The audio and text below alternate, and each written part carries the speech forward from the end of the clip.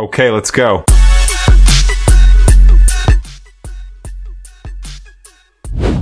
So ini-invite po namin lahat na po na nagsisimula pa lang na pamilya at merong katamtamang sukat ng bahay, baka naaayon po ang pag-uusapan natin sa araw na to. So tara pakita natin.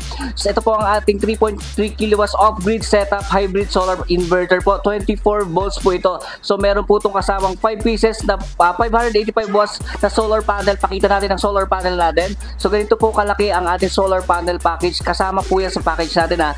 Ganito 5 pieces po na ganito kalalaki ang ating solar panel package. Monocrystalline na rin po yan. Ibig sabihin, napakaganda yan dito. Naaayon sa ating dito sa Pilipinas yan. So pakita naman natin ang ating battery. So meron po tayong kasama sa package po ito.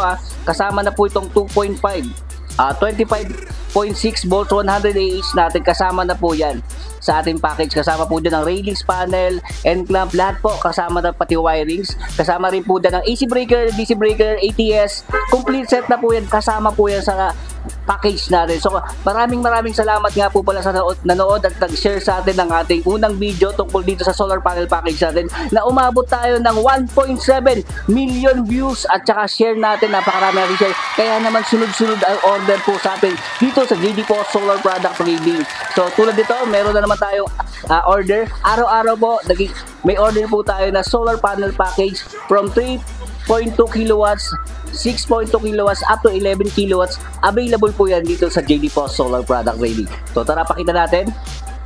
So ito yung sinasabi ko last week, yung mga nagbibill po ng 2,000, 3,000, 4,000, 5,000, ito pong unit na to ang kailangan po natin. 3.2 kilowatts po ang kailangan natin na setup sa mga nagsisimula pa lang na pamilya, bahay, nagsisimula pa lang po buo na pamilya. Ito po yung nababagay sa inyo.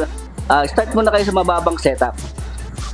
So sa lahat po ng interesado, tumawag lang po kayo sa number na makikita nyo dito sa baba ng screen natin. So again, dito sa JD po Solar Product Trading, we will brighten your day. Salamat po!